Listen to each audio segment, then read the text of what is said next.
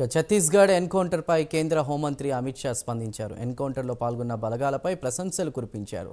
దేశంలో నక్సలిజం మనుగడ చివరి దశలో ఉందని, నక్సల్స్ ఫ్రీ భారత్లో భాగంగా కీలక ముందడుగు పడిందంటూ కూడా అమిత్ షా ట్వీట్ చేశారు.